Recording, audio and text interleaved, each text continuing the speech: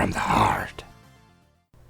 And welcome back to Horror from the Heart, on to episode 12.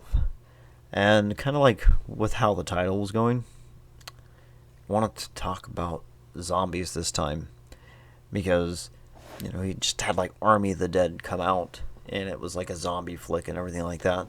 And then you had another Resident Evil, game come out, as I was talking previously. And then, I know it's not focusing on zombies, but previously it was, it was all about zombies and the bioweapons and things like that. But I digress. Back to zombies. So, a lot of people have watched, tons of zombie movies out there, because there's tons of zombie movies out there. And I know for a while there, it was, a big craze to have zombies out there. There was books, there was comics, there were all sorts of things. The Walking Dead was a huge thing for the longest, with the TV show and the comics and everything like that. So zombies have always been a huge staple within the horror area. Hell, there's tons of stuff you mention horror stuff, and zombies usually one of the first things that people think of next to vampires and things like that. Now, a lot of people do know, and there's quite a few people that don't know, that zombies actually started out from voodoo lore type of thing, and it wasn't how we have zombies nowadays. It was you were put under a spell and you were a slave, basically. You were a dead person but alive all at the same time. You had no consciousness. And then back in the 60s, George A. Romero comes out with Night of the Living Dead, and we finally get what is the beginning of what we have as zombies nowadays, where it was the undead coming back to life. And that's where we really start kicking off into getting into interesting territory, because you go from that, and then you go into a lot of the other kind of zombie flicks. And zombies are different from ghouls, because a lot of people mix up ghouls and zombies and things like that, but they are different. There is a difference out there, and we'll kind of get into that kind of thing. Maybe this episode, maybe another episode, when we talk about more monsters and things like that. But zombies themselves are undead people. And it's really neat the way they've kind of progressed, because you go through the original, and it was mindless walking dead, undead, and everything like that. And then you had the Return of the Living Dead movies that came out, and they kind of that was one of the first times I've ever heard a zombie actually speak or anything like that. Because if anybody remembers watching the actual Return of the Living Dead, there was one of the times that one of the zombies had picked up the little speaker from an ambulance and was saying, "Send more people," so they could actually get more people.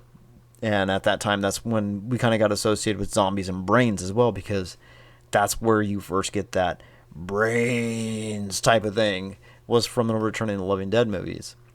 Because that's what they wanted. They didn't want to eat your flesh, they just wanted to eat your brains. Whereas most zombies are associated with just eating your flesh or turning you into a zombie. Kind of like with the Army of the Dead thing. If you haven't seen it, I would sit back and suggest at least watch it once. If you're into horror, at least watch it once. It's very cliche in a lot of ways, but it could be fun in a lot of different ways too. Make it a drinking game. Be safe, but make it a drinking game. Because it could definitely be fun doing it that way. Simply with all the cliches that they have for a lot of that kind of stuff. But zombies have progressed over the years, as I've been saying. And, I think, we had the slow shambling type of zombies. We have the type of zombies where it's the fresh undead type of people, where it's you're barely dead or you died and you come right back to life. Then you had some of the more decrepit ones where it's again, you go back into Return of the Living Dead. And they had zombies that were almost pure skeletons and with barely any flesh or barely any muscle or anything like that. But they were almost nothing but skeletons. And it was actually kind of interesting that you have something like that. But there's also the whole thing with zombies going into something like that, with the skeleton and, versus kind of a fresh or rotted corpse type of thing, where there's different ways to take out a zombie, because a lot of people do the whole kind of, mainstream thing of you shoot it in the head, get rid of the brain, the zombie's gone or dead, incapacitated, however you want to put it. But then you do something like Return of the Living Dead, where it's like it doesn't ever die. And even burning it, all of that's going to do is just create more zombies. So it was really kind of interesting how they did that compared to a lot of the other ones. Now, if you ever watched any of the Return of the Living Dead movies, I think there's like, oh man, I think there's like 4 or 5 of them, or maybe 6. I can't remember. It's been so long since I've actually sat down and like watched any of the newer ones. It's been a good while. But there's plenty of the Return of the Living Dead movies, and they really get off the rails and kind of cheesy. Really, really cheesy later on. But that was like the only kind that you ever really watched, whereas like no matter what you did to them, they never died. Whereas like a lot of them, like I said, kill it by hitting it in the head, crushing this, the brain, shooting it in the brain, however you want to do it. And it was really kind of interesting how that one took a different approach. And then we get into later years on stuff like that. And we're so used to these slow, shambling zombies. And then Zack Snyder comes out with his Dawn of the Dead remake. And I think was it 2004? I want to say it was 2004 when that movie came out. Because I'm not trying to Google anything or look up anything. I'm going off the belt right here with a lot of this stuff.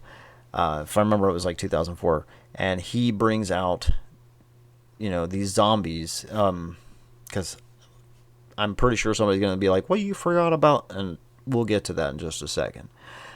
With that one, you had running zombies, and that totally changed how zombies could be, and how they were, and how they hunted, and what they did, and everything like that. And to me, at that time, that really kind of was like a freaky concept, because of the way he did the movie and everything like that. I actually got kind of like that chill down my spine when I'm like watching that, because it's like when you think about it, it's like, oh man, like it's a body free from any kind of restriction, because the only thing really restricting us from lifting 500 pounds is our own body sitting there saying, no, we can't do that because you're going to tear ligaments and things like that. Whereas like you have something that could do that kind of thing. And it's how some of them get slower throughout that movie too, because as they become more decrepit and things like that, they can't move as fast. So it was really cool the way he did the degeneration and that kind of thing. But it was a novel concept to actually throw running zombies out there. And then you had a lot of other movies that decided to do running zombies. Now, to hit back on that one part that I was saying I'll talk about, I'm talking about 28 Days Later. Now, in that kind of concept, I wouldn't consider them zombies. I really, honestly would not consider them zombies. Because that was like a different type of virus. It was a rage virus rather than being like a zombie virus. And most of those people were alive and then transformed. And it's like, I can't really think of anybody in that entire movie, honestly, where they actually died and came back. Whereas, your zombies actually die and come back a lot of times. So that's why I'm not putting that in this kind of zombie category. But going back into that with the whole running zombie thing, then you had other movies that were beginning to do that, like World War Z, and there's a few other ones that are out there, hit and miss, some indie flicks and things like that. But we became oversaturated with the running zombies, and I think that's when a lot of people started to really kind of get bored with the whole idea of zombies, because it was like that, and then you had other zombie movies that were out there, and we did have the slow shambling corpses and things like that too. But it wasn't the same.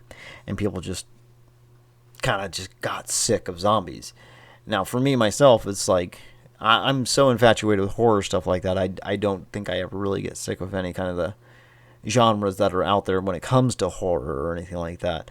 And especially zombies. Zombies have always been one of my favorite things, because it's the whole idea of just, a mindless meat-eating machine, basically.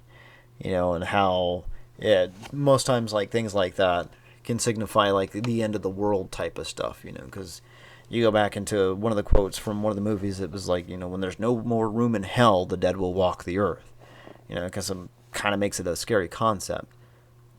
And then we can go into like the whole book area too, where I know one of the previous episodes I was talking about literature and everything like that, but like Brian King, he did like The Rising and City of the Dead, and that was like a zombie type of thing, but it was like an apocalyptic type of zombie type of thing. and these were like sentient kind of zombies, and they knew what the hell they were doing. And it was really good reading. So I would totally recommend reading those books. They were great and fantastic. But that's something that we don't see a lot of either, is the whole sentient zombie thing, where it's a zombie that I can actually kind of think. And there's been plays on that. Not to say that there hasn't, but there have been plays on that. But it's never been like a wide mainstream kind of thing that we've ever really seen. I mean, hell, when going through like the different type of genres that I was talking about with horror in one of my previous episodes, I was sitting there talking about like the whole romantic horror movie, where you don't get a lot of those. There are ones out there, but you don't get a lot of those. Well, one of them was a zombie movie. If you've ever seen Warm Bodies, honestly, I really liked the movie. It was cute. Definitely a different take on the whole zombie thing, and there was an actual cure for the zombies in that movie. So if you haven't seen that one, I'd say it's worth it just for the giggles, and if you're into the whole romance thing, it's worth it for that, because it was a sweet story.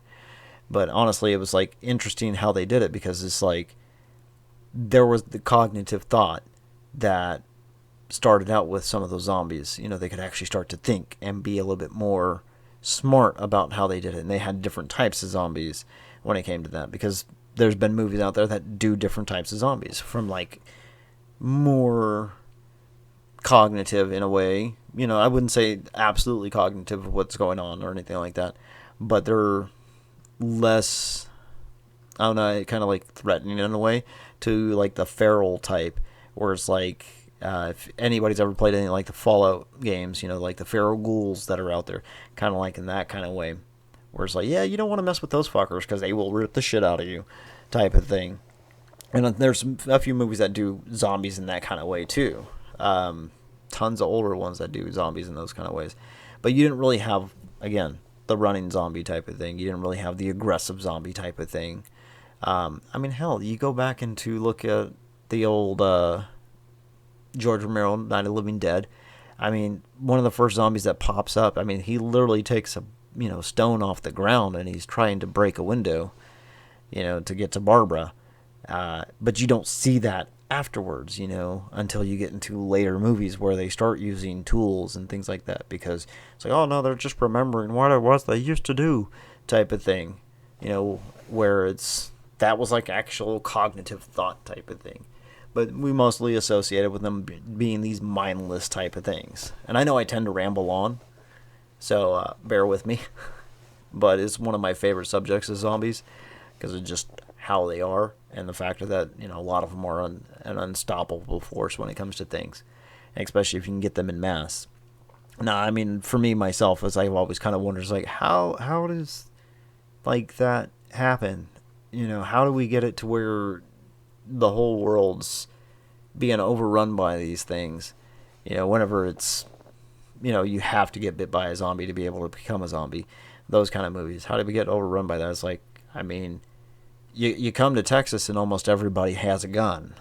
So it's like, I really don't think they'd be as a force of nature as we plan them out to be, unless it's virulent, and it is a virus that goes around and starts infecting everybody, or something like The Walking Dead, where it's like it's already in your system, just it's a matter of when you die, type of thing.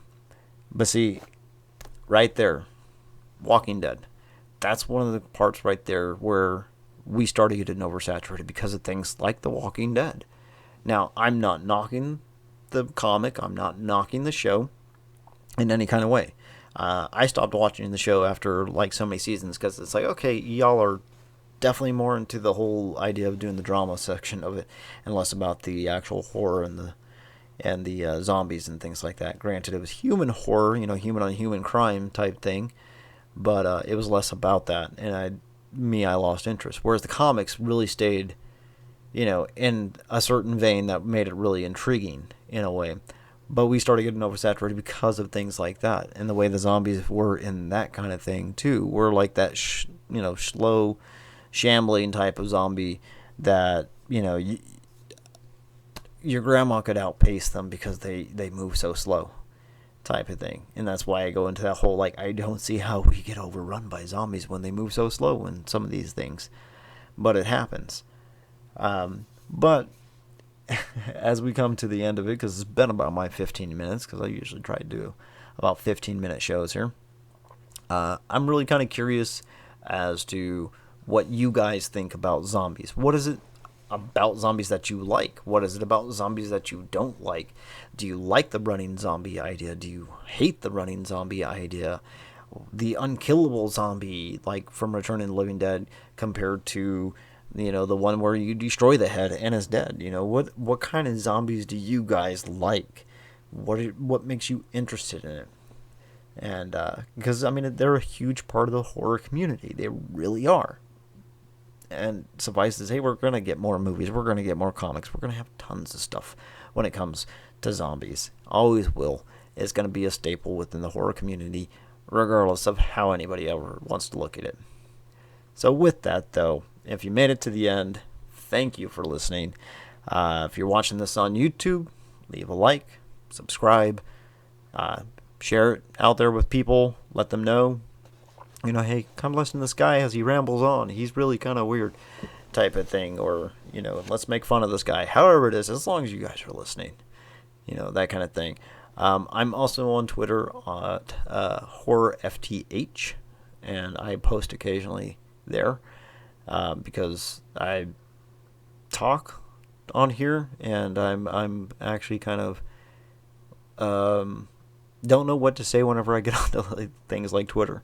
So I'll retweet stuff, but as long as I can actually have a conversation with somebody, that's where it comes down to. Again, leave your thoughts and comments, down below if you're on YouTube, or leave a review, however it is, share, and everything like that. And I hope to hear, that you guys enjoyed the show, and hopefully I'll be back for the next episode. I'll talk to y'all later.